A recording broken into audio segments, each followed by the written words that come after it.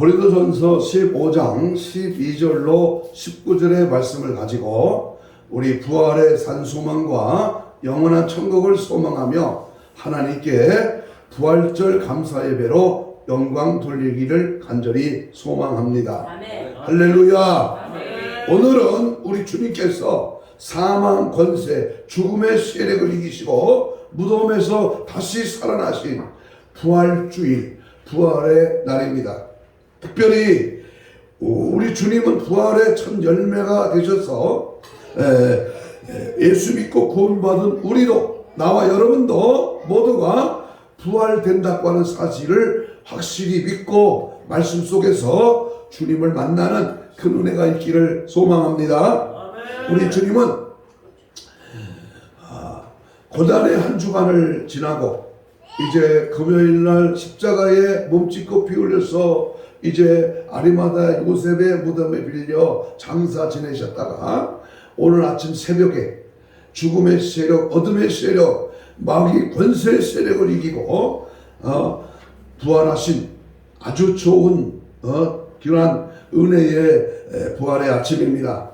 특별히 우리 예수님의 부활을 어떤 사상이나 논리적인 차원에서 이 부활을 다루는 것이 아니라 체험적이고 경험적인 차원에서 이 부활의 산 증인으로, 산 증거로 오늘 말씀을 통해서 나도 산다, 나도 살아서 영원히 죽지 않는다, 이터널 라이프, 영원토록 주님과 영생의 기쁨을 누린다는 이 확신이 다시 한번 부활의 아침에 새롭게 각성되는 그런 은혜가 있기를 소망합니다. 아멘. 자, 자세히 보면은 예수님은 제자들에게 10번이나 이제 살아나셔서 나타나시고 부활하신 예수님에 대한 확실한 증거를 보여줬습니다. 10번이나. 그리고요, 예수님은 40일 후에 제자들이 보는 가운데에 사도행전 1장 11절에 너희들이 가심을 본 대로 내가 다시 올 것이다 하고 주님은 부활 승천하셨고 예수님은 그 약속하신 대로 열흘 후에 그러니까 50일째 되는 오순절 날에 우리 주님이 이 땅에 강림하셔서 성령이 강림하셔서 제자들에게 놀라운 능력을 받아서 예루살렘 거리에 나가서 부활하신 예수님을 증거하게 하셨습니다. 3년 반 동안 예수님을 따라다니고 같이 동고동락하고 기적과 능력을 체험했던 예수님이 갑자기 십자가에 못 박혀 죽자마자 이 제자들은 전부 도망갔습니다. 심지어 수제자 베드로는 예수님을 3번이나 부인해버렸어요. 그리고 제자들이 벌벌 떨며 숨어서 도망치고 숨어있는 가운데에 드디어 성령이 저들에게 강타하여서 마가다락방에 모여서 120명이 전혀 오로지 뜨겁게 약속한 성령을 기다리며 회개하고 통곡하며 하나님 앞에 열정적으로 애절하게 기도했을 때 불의 혀같이 바람같이 불같이 생수같이 강력하게 성령이 역사하시고 다른 나라의 말에 방언을 시작하면서 각자 심령 속에 성령의 불같은 역사가 일어났습니다. 그래서 저들은 성령 받은 후에 가만히 있을 수가 없어서 예루살렘 거리로 뛰어나갔습니다. 그리고 내가 보고 내가 들은 거, 내가 3년 반 동안 예수님과 함께 지냈던 사실이 과연 맞다, 주님은 살아나셨다, 이 사실을 예루살렘 거리에 나가서 이제 내가 보고 들은 것을 말하지 않을 수가 없다라고 부활의 증인이 되었습니다. 이랬을 때에 가장 놀라운 사건은요, 바로 이 바리새인과 사두개인과 서기관과 제사장들이 당황하고 놀랐습니다. 아니 무식하고 아니 무슨 아는 것도 없어 가진 것도 없는 저 거지 같은 저 촌놈들이 갑자기 부활의 증인으로 목숨을 걸고 순교의 제물이 되기까지 핍박과 조소와 멸시를 당하면서 복음을 증거했습니다. 그 복음의 증거의 핵심이 뭐다? 한번 따라서 봐요. 십자가와 부활이다. 예수 십자가의 사건과 주님 다시 살아나셨다는 이 부활의 우리 기독교 복음의 핵심인 십자가의 부활을 저들은 담대하게 증거했습니다. 매를 맞아도 죽임을 당해도 굴하지 않냐.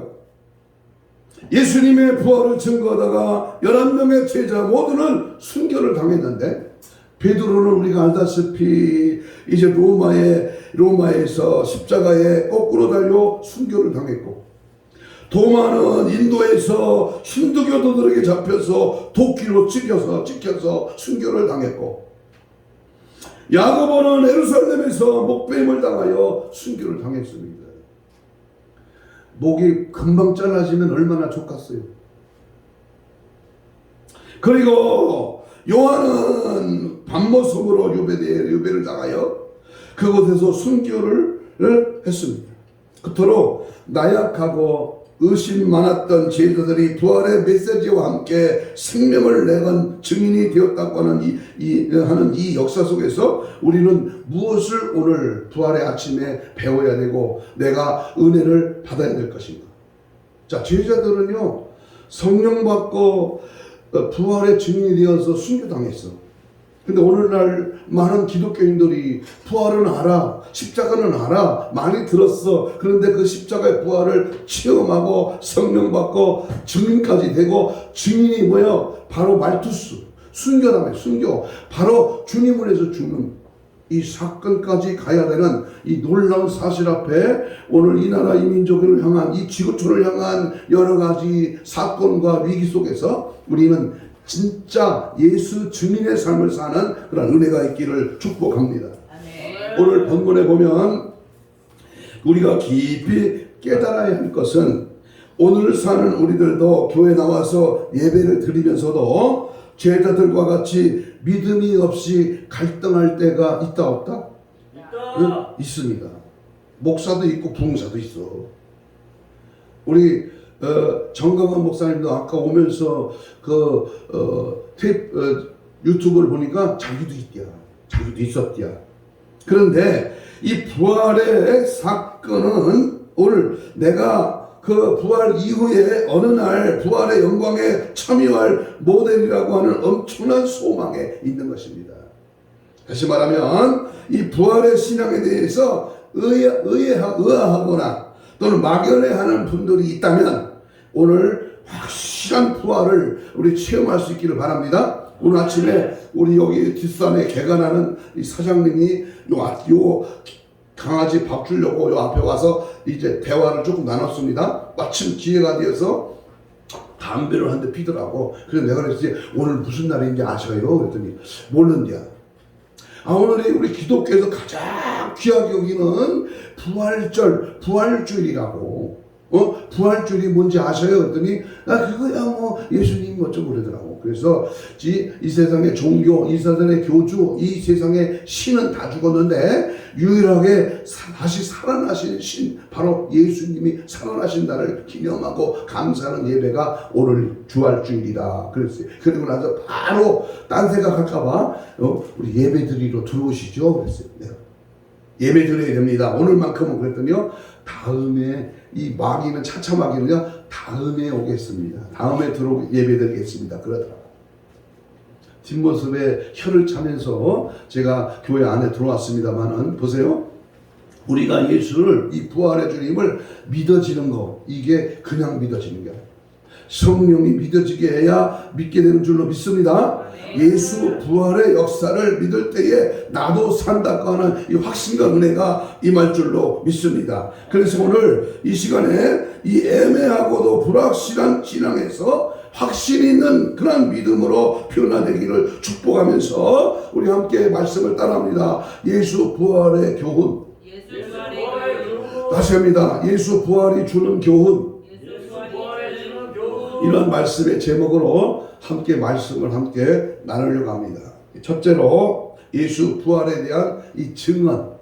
자, 재판석이나 우리 재판을 보면 반드시 사건 앞에는 증인이 있어요. 증거물이 있어야 됩니다. 그래야 사건이 이루어지죠. 오늘 예수님이 부활했다 말로만 부활한 게 아니고 부활의 증언이 있어야 된다. 그것은 뭐냐? 예수님이 직접 성경에서 누가복음 24장 46절로 48절에서 자신이 분명히 살아나신 예수님이 내가 바로 살아난 그분이다, 내가 그 사람이다라고 증언을 하셨습니다. 또한 천사들이 증언합니다. 마태복음 28장 5절로 7절에 보면 그가 여기 계시지 아니하고, 무덤입니다. 그가 누이시 이 무덤에 계시지 아니하고 말씀하시던 대로 살아나셨느니라. 천사들이 예수님의 살아나심을, 빈 무덤, 바로 세마포 고돈만 놓여 있는 빈 무덤을 찾아온 마리아에게 이렇게 말하는 겁니다. 세 번째 예수님의 증언은 역시 막달라 마리아, 많은 사람들 가운데 제자들이 아니고 제일 먼저 이 막달라라고 하는 여인이 무덤을 찾아갔을 때에 바로 그 마리아에게 부활의 사건을 이제 알게 되고 그거를 증언하게 됩니다. 또한 엠마오로 내려가는 두 제자가 증거합니다. 마음이 뜨겁지 아니하더냐. 주님이 두 제자에게 친히 찾아오셔서 부활하신 그 놀라운 사건 앞에 마음을 뜨겁게 하는 그런 증언의 역사가 일어났습니다. 또한 11사도가 마가복음 16장 14절에 마음이 완악한 것을 꾸짖으시니 이런 자기가 잘하는 것을 본 자들이라 그러면서 자기 제자들을 엄히 꾸짖고 완악한 마음을 앞에 부활의 증거를 알려줘서 제자들이 11 제자들이 부활을 증언합니다. 또한 우리가 잘 아는 도마, 의심 많은 도마의 증인입니다. 네 손가락을 만져보고 내 옆구리에 손을 집어넣어 봐라. 내가 본고로 믿느냐 보지 않고 믿는 자가 복이 있다. 믿음 없는 자가 되지 말고 믿는 자가 되라 하고 도마에게 부활하신 주님이 직접 찾아오셔서 부활을 증거했습니다. 사도 바울입니다. 사도행전 26장에 바울이 바로 부활의 증인이 되었고요. 우리가 잘 아는 수제자 베드로도 부활의 증인, 마태복음 요한복음 21장 15절에 내가 나를 사랑하느냐 내 양을 먹이라 하고 이제 부활하신 주님이 베드로를 찾아오셔서 이제 베드로가 증언한 사건이 있고요. 부활하신 예수님이 승천을 목격한 오늘 본문 우리가 같이 읽었죠. 부활장이었던 고린도전서 15장에서 500여 명의 증인을 통해서 일시에 500여 명에게 보이셨다 그랬습니다. 자, 사도 바울은 만일 예수님의 부활이 실제로 발생하지 않았다면 세상에서 가장 어리석은 사람들이 누구요? 그리스도인이라고 말씀하고 있습니다. 아까 내가 그 사장에게 전담하면서 그래요. 이게 무슨 멍청하고 쪼다갖고 바보 같은 짓이냐고. 오늘 이 부활하지 않았다면, 예수님의 부활이 없다면 이 목사가 얼마나 병신에 쪼다하냐. 자기도 웃더라고. 자기도 웃어. 응? 여러분, 주님의 부활이 없다면 우리의 믿음이 헛것이고, 주님의 부활이 없다면 우리는 여전히 죄 가운데 빠져 있을 것입니다. 만약에 예수님의 부활이 거짓이라면 예수님은 하나님도 아니고 메시아도 아니고 성경은 세상에서 가장 거짓으로 가득 찬 그러한 책에 불과할 것입니다. 그러므로 예수님의 부활을 안 믿는 것은 거짓된 믿음이에요. 예수님을 하나님의 아들로 인정하지 않는 것으로 우리가 주님의 부활을 믿지 않는 것은 죄 가운데 있는 자로 여전히 구원받는 사람이 아닙니다. 우리는 죽은 예수를 믿는 자가 아니라 살아서 부활하신 예수님을 믿는 자입니다. 믿습니까? 아멘. 예수님은 살아 계십니다.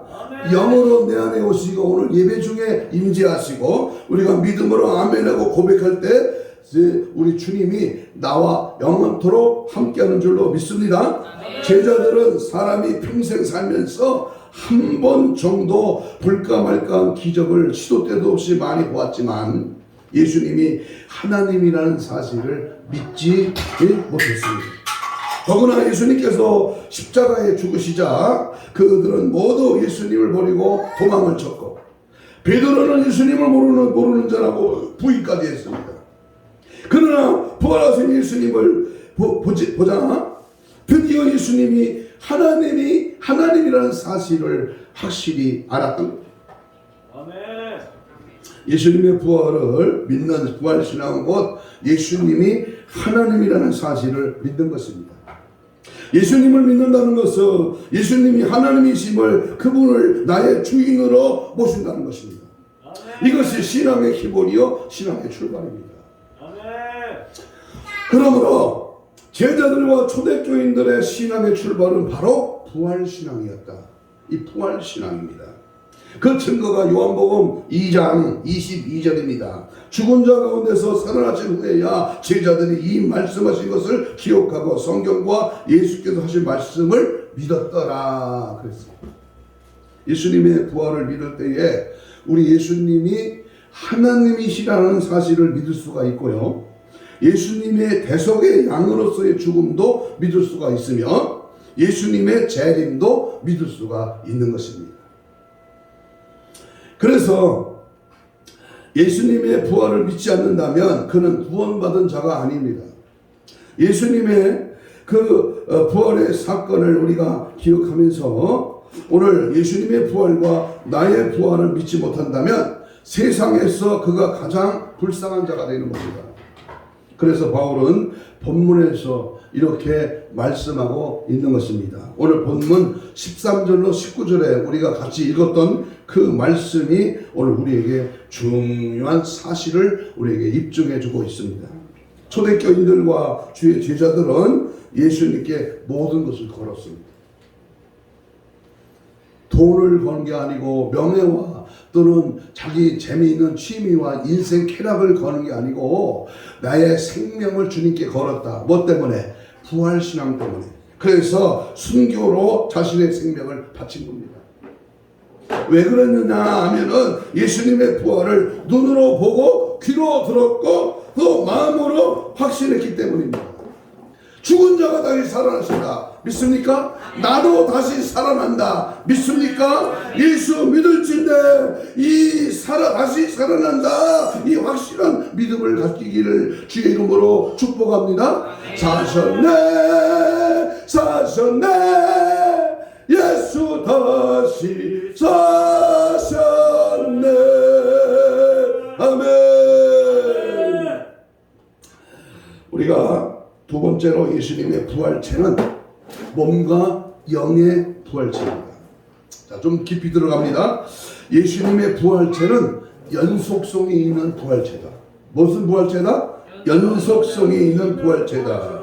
요한복음 20장 17절에 보면 예수님께서 이르시되 나를 붙들지 말라. 내가 아직 아버지께로 올라가지 아니하였노라. 이런 말씀이 있습니다.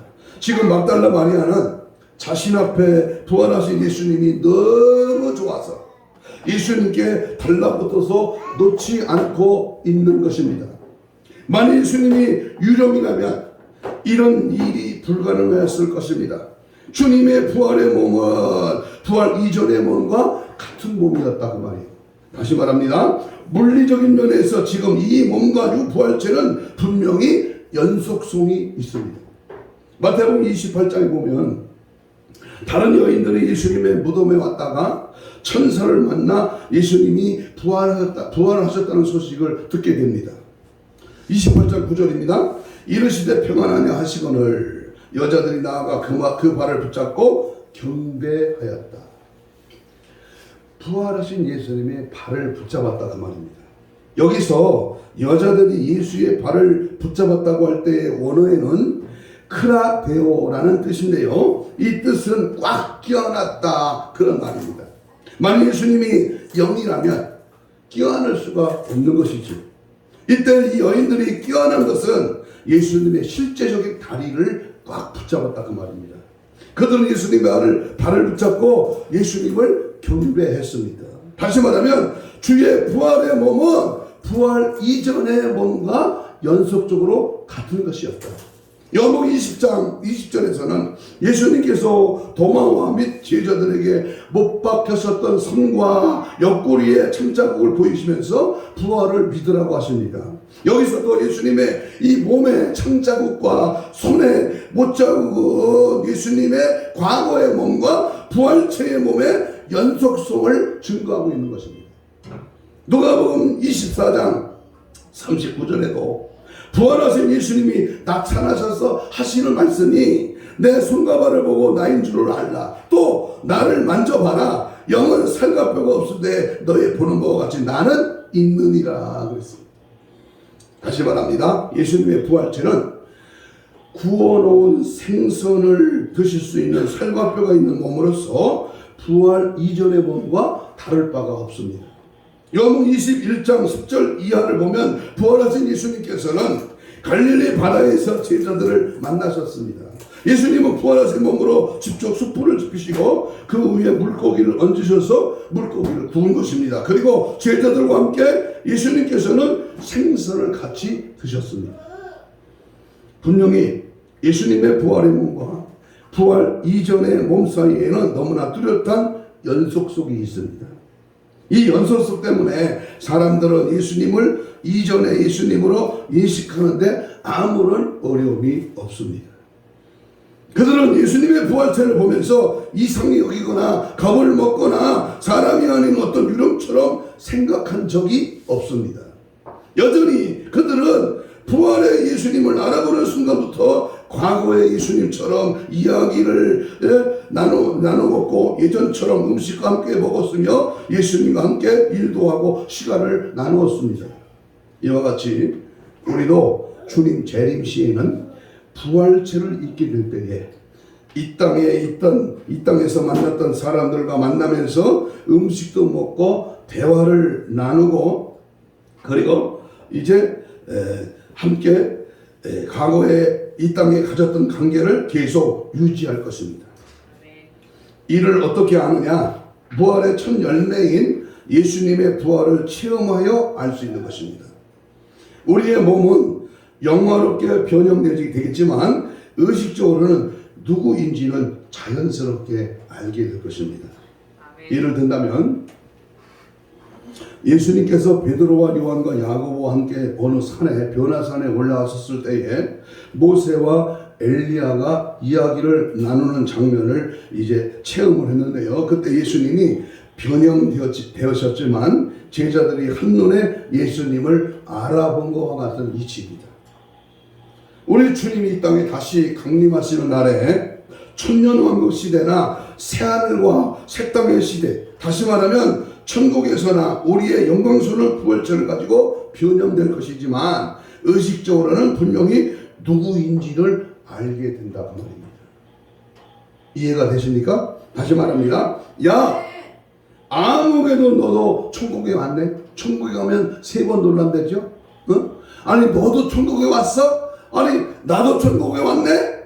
희한한 일이 일어납니다. 누가 알아주지도 않았는데 알려주지도 않았는데 이 사람이 바울이고 이 사람이 아브라함이야. 이 사람이 주기철 목사님이네. 손양한 목사님이네. 이 사람이 앞으로 만날 이 김영찬이가 왔네. 이렇게 알아본다.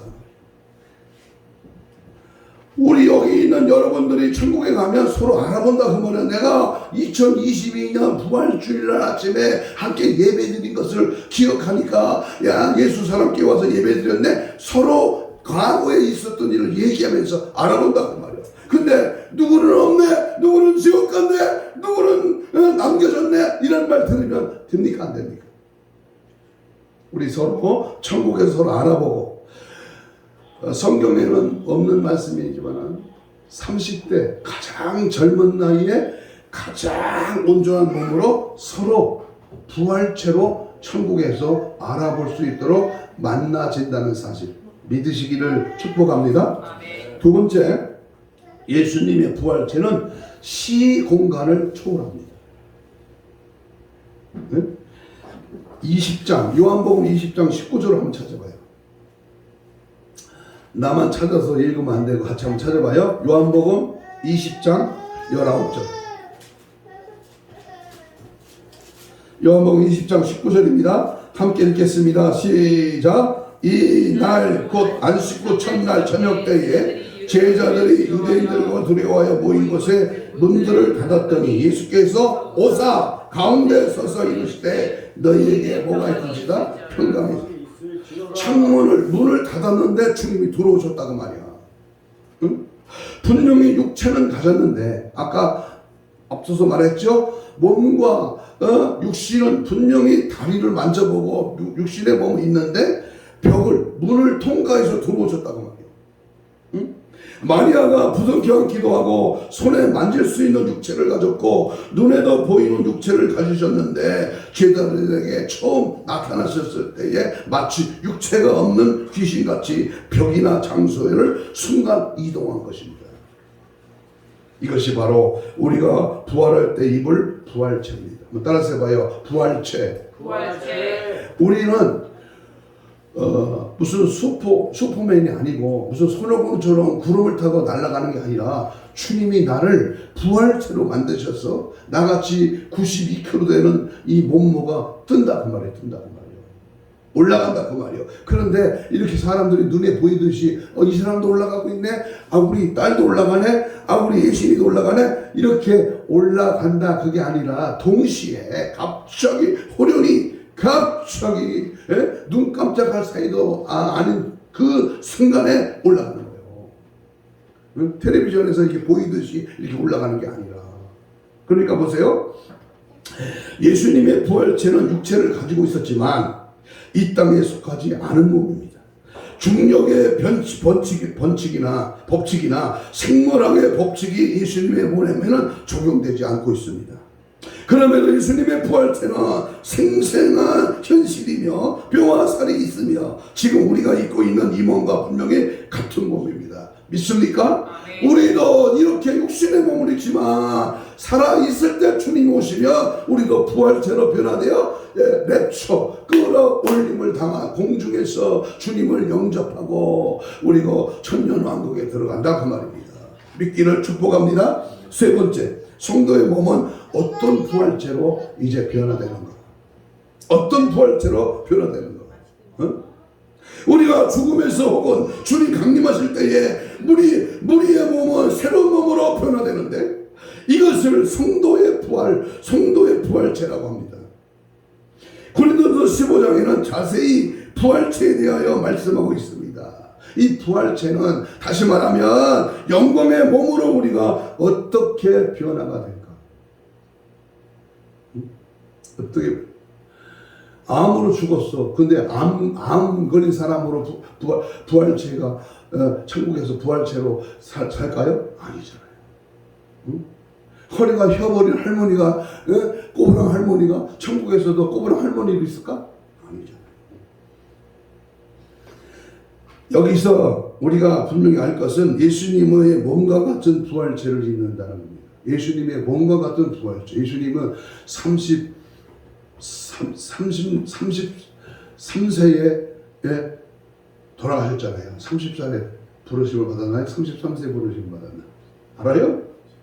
고린도서 15장 20절에 이렇게 선포합니다. 오늘 본문 15장을 펴놓은 상태에서 20절 한번 보겠습니다. 그러나 이제 그리스도께서 죽은 자 가운데서 다시 살아나사 잠자는 자들의 뭐가 됐다? 20절 첫 열매가 되셨다.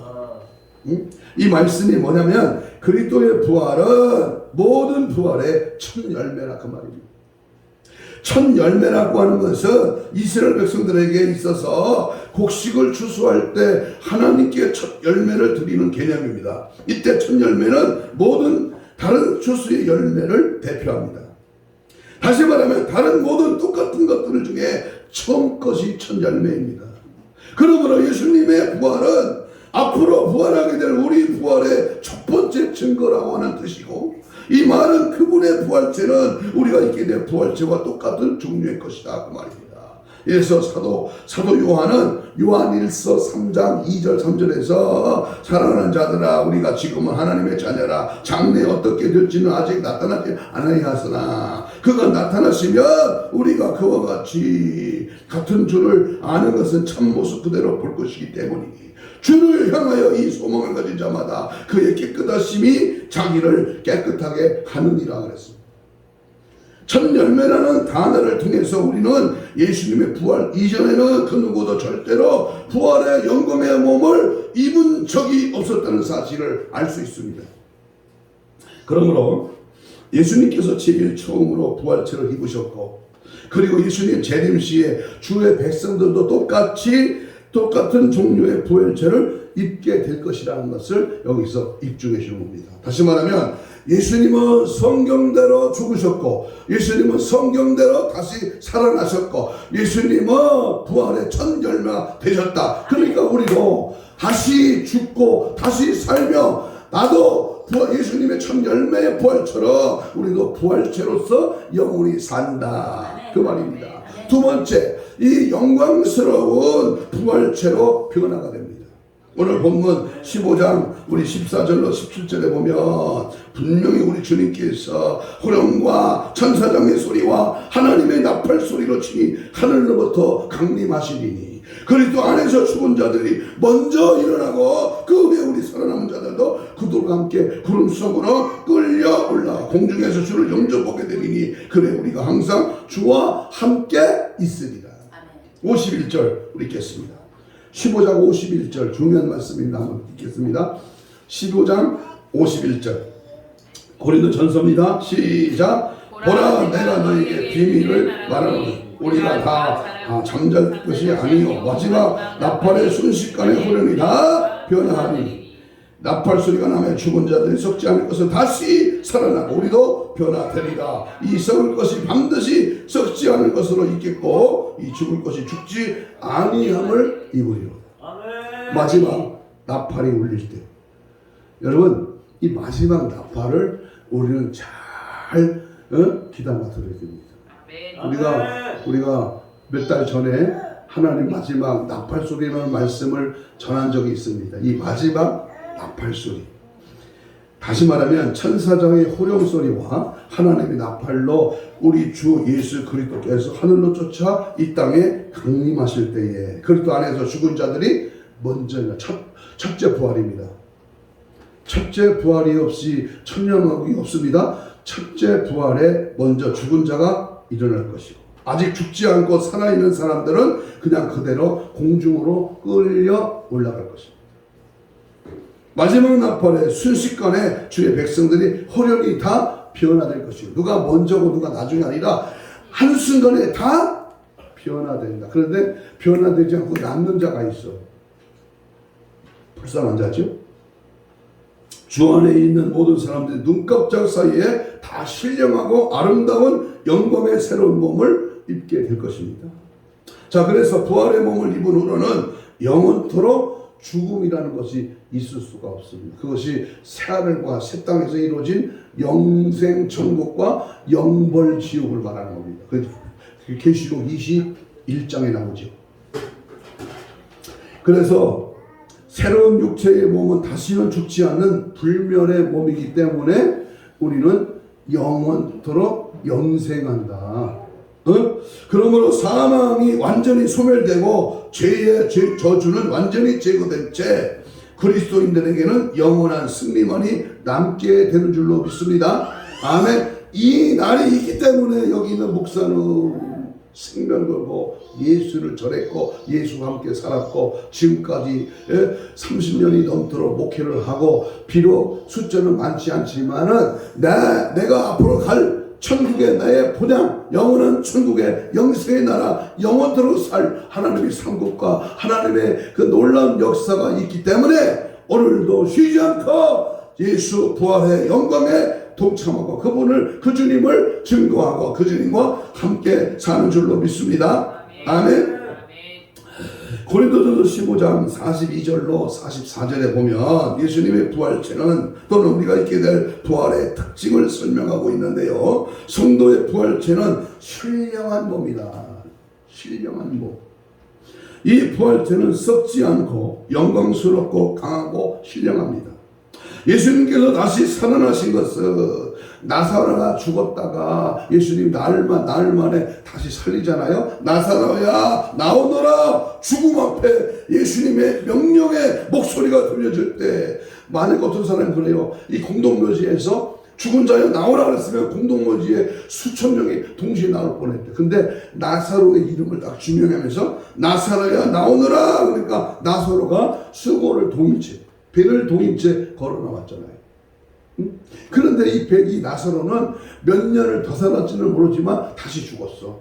예? 몇 년은 살고 다시 죽었단 말이야. 히스기야가 15년 생명 연장을 받았지만 히스기야도 15년을 더 살고 죽었다 그 말이야. 그 죽음을 그 나사로가 죽었다는 사실의 차원이 아니고 그냥 사람이 죽었다가 살아나는 부활체와 주님이 강림할 때에 나타날 부활체와는 다르다 그 말이에요. 여기서 다시 부활체로 변환된다. 주님이 나를 불러 올릴 때 부활체로 다시 변화된다. 이것은 영원토록 우리가 영생의 몸으로 영원한 천국에서 산다 그 말이에요. 이 순간 이 날이 있기 때문에 우리가 죄를 지어도 회개하고 믿음 생활을 올바로 하고 그날을 사모하며 오늘도 살아가고 있는 것입니다. 믿습니까? 그래서 원래 육신의 몸이 죽었다가 또다시 육신의 몸으로 다시 살아난 이 나사로를 다시 살리심으로 단지 예수 그리스도의 부활에 대하여 상징적으로 미리 예견하였을 뿐입니다. 다시 말하면 나사로가 입은 몸은 원래 육신의 몸이지 영원히 불멸하는 부활체가 아니었다 그 말입니다. 그래서 그는 다시 죽었습니다. 반면에 부활하신 주님께서 입으신 그 몸은 참으로 영광의 몸으로서 영원히 죽지 않는 불멸의 몸이었습니다. 그러므로 지금도 우리 주 예수 그리스도는 이 부활체를 입고 영원히 살아계십니다. 보좌 우편에 계십니다. 우리를 위하여 계속 기도하고 계십니다. 이런 부활의 몸으로 예수님께서 부활하셔서 모든 잠자는 자, 곧 주 안에서 죽은 자들의 첫 열매가 되셨고 마찬가지로 예수님의 재림하실 때에 우리가 입은 부활의 몸도 다시는 죽지 않는 영광스러운 불멸하는 몸이 될 것입니다. 아멘. 그래서 세 번째 우리가 성도의 부활체의 영광은 서로 다르다. 자, 여기서 또 한 발걸음 더 깊이 들어가서 중요한 겁니다. 우리가 똑같이 부활하지. 부활체로 천국에서 영원히 살지만 너나 나나 똑같이 상급이 똑같다? 아닙니다. 이런 천국의 장소에 천국에서 우리가 각각 다른 영광으로 산다 그 말. 무슨 말이냐? 바로 39절로 41절을 읽어보겠습니다.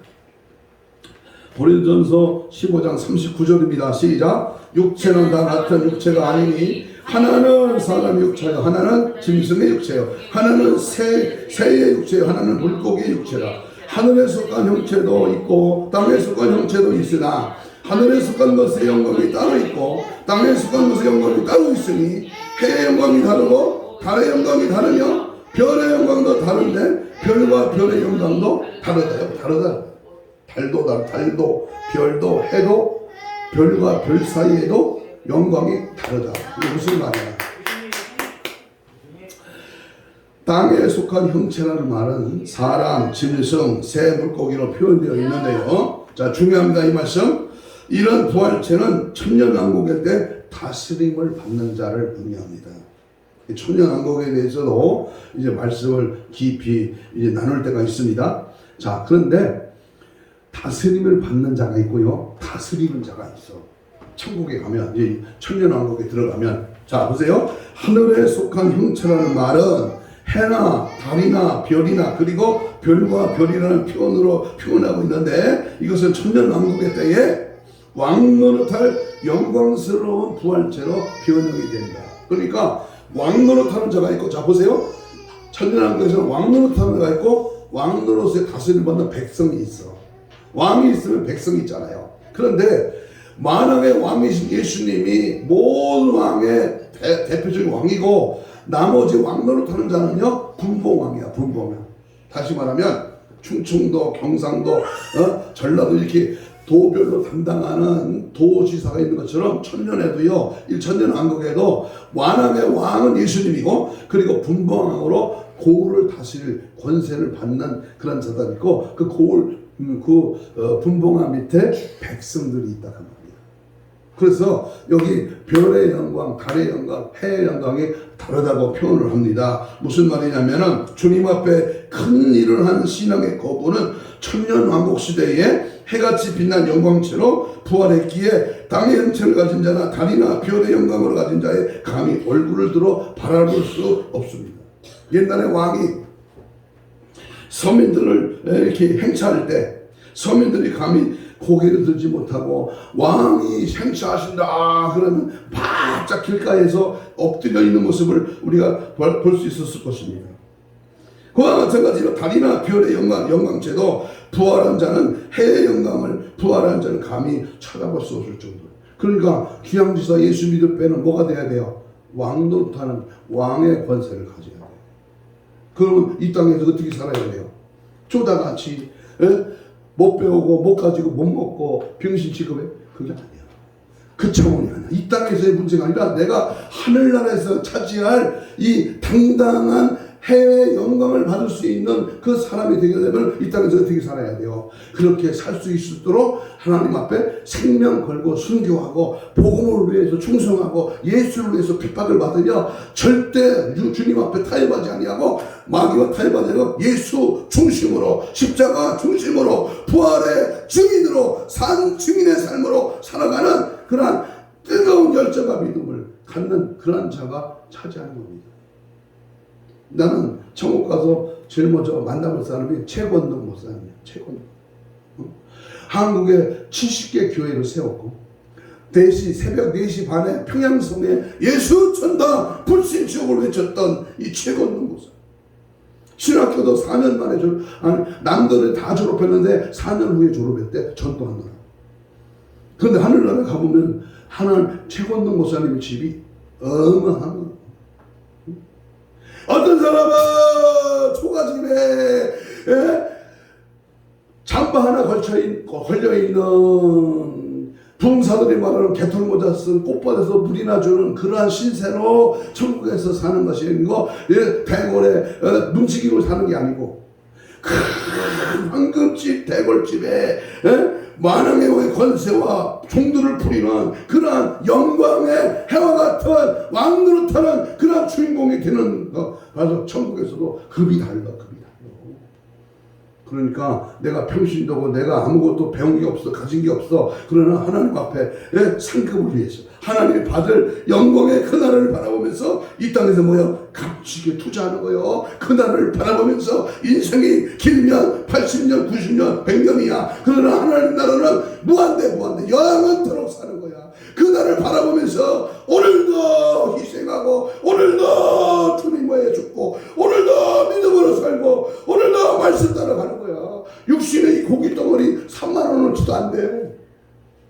그러나 영원한 나라 천국에서는요 30조 300조 그 값어치 돈으로 계산할 수 없는 영원한 축복이 우리 앞에 놓여져 있는 줄로 믿습니다. 아멘. 히브리서 11장 35절에 보면 초대교인들은요 여자들은 자기의 죽은 자들을 부활로 받아들이기도 하며 또 어떤 이들은 더 좋은 부활을 얻고자 하여 심한 고문을 받되 구차히 풀려나기를 원치 않아요. 심한 고난, 심한 핍박, 심한 멸시를 받았음에도 그것이 놓이기가 싫었다 그 말이야. 왜? 천국의 상급이 기다리고 있어요.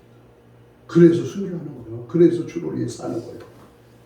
그래서 비가 오나 눈이 오나 바람이 부나 더우나 낮이나 바로 복음을 위해서 생명을 거는 거예요. 최춘선 할아버지가 생각나네요. 그는요 맨발로 겨울에 동상이 걸려서 발이 퉁퉁 부쉈어. 그러나 그는 하루 종일 전철역을 돌아다니면서 복음을 전하는 거예요. 예수 믿으세요. 예수 믿으세요. 이 나라를 살리는 길이 바로 복음 믿고 예수 믿고 천국 가는 길입니다. 복음을 해서 사람들이 애들이 학생들이 또라이라고 미쳤다고 침뱉 듣고 막 멸시하고 그래. 그러나 그는 내가 북한이 대한민국이 통일되지 않으면 나는 신발을 신을 수가 없대. 그래서 맨발로 다니는 거예요. 겨울에도. 그런데 기자가 그것이 알고 싶다. 기자가 최춘선 할아버지 집을 살살 비행해서 따라가 봤더니요 집이 서울에 어마어마하게 좋은 집이 살아. 응? 자기 집이야. 근데 대문 열고 들어가니까 어마어마하게 좋은 집이야. 그런데 이 할아버지는요, 그 좋은 집이 아니라는 거예요. 자기 거할 집이 아니라는 거예요. 그래서 그는 눈만 뜨면 복음 들고 전철력으로 다니면서 복음을 전했어. 어느 날 쓸쓸히 그는 하나님 품에 안겼으니 누가 알아주지도 않아. 그러나 누가 알아준다? 주님이 알아줘요. 그 복음을 위해서 순교하는 그 순간 천군 천사가 그를 도와준다 그 말이야. 그래서 우리는 더 좋은 부활을 얻고자 했다는 것이 무슨 말이냐? 바로 부활의 영광체를 말하는데, 그들은 자기의 박해를 받고 가족들에게 매를 맞고 순교를 당해도 슬퍼하지 않고 감사했으며 두려워하지 않았습니다. 그러므로 우리는 죽도록 주님께 충성해야 됩니다. 한번 따라서 해봅시다. 죽도록 충성하자. 아멘. 네. 1절만 부릅니다. 죽도록 충성하자. 말로만 아니고 죽도록 충성하라. 죽도록 충성하라. 주님께 슬픔이나 괴로움 주의 사랑 못 끊으니 충성하라. 죽도록 충성하라. 끝까지. 아멘. 아멘. 계시록 2장 10절에 나오죠. 죽도록 충성하라. 그게 뭘 준다? 생명의 연료가 준다. 그냥 충성하는 게 아니라 죽도록입니다. 이 죽도록이라면 생명 걸다 그 말이야. 아멘. 내가 군대 가서 인사가 아니라 충성입니다. 충성아! 충성. 저기서 나보다 몇 개월 먼저 군대 들어온 사람이 안 쳐다봐. 그러면 누구 이름을 부르면서 충성! 그러고 쫓아가. 충성한다 그 말이요. 나라와 민족을 위해서 충성하고 부대의 지휘관을 위해서 충성하는 거예요. 우리는 생명을 걸고 우리 하나님께 충성해야 될 줄로 믿습니다. 아멘. 이 세상은 잠깐이야. 쏜살과 같이 지나가며 우리 육체의 시간은 덧없습니다. 허무합니다. 죽음이 기다리고 있습니다. 이제는 육체를 위하여 살지 말고 영원한 때를 위하여 살아야 할 시간입니다. 주님의 강림이 곧 일어날 것입니다. 이 세상이 전부가 아니고 오는 세상, 다시 말하면 영원한 천국과 부활의 영광이 기다리는 줄 믿고 오늘도 예수님의 제자들처럼 흔들림이 없는 믿음을 가지고 더욱 주를 위하여 살며 곧 오실 주님 기다리며 주의 백성들 되시기를 주의 이름으로 축복합니다. 결론을 맺습니다. 여러분, 부활은 다시 사는 것만을 의미하는 것이 아닙니다. 새로운 몸으로 변화되는 것을 의미합니다.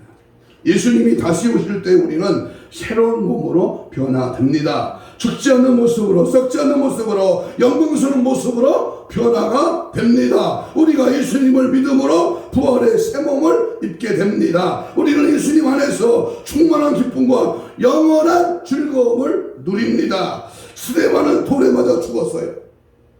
그 주위에는 그들에게 돌을 던지는 험악한 사람들이 가득했습니다. 그러나 그의 얼굴은 천사와 같이 빛났다. 돌에 맞아 죽어가면서 천사의 얼굴이 기쁨으로 왜 어떻게 하면 가득 찰 수가 있을까? 응? 사도행전 7장 55절 56절에 보면 스데반의 성령이 충만하여 하늘을 우러러 보니까 하나님의 영광과 및 예수께서 하나님 우편에 서신 것을 보고 말하되 보라 하늘이 열리고 인자가 하나님 우편에 서신 것을 보노라. 이 스데반의 돌에 맞아 죽으면서 벌떡 일어서서 보좌 우편에 서신 예수님을 바라봤어. 그 예수님을 보니까 돌멩이가 눈탱이를 때리고 대가통을 부셔도 아프지도 않고 오히려 얼굴이 해같이 빛나더라. 이게 진짜 예수요. 이게 진짜 예수 믿는 예수쟁이야. 스데반은 하늘을 우러러 하나님을 봤어요.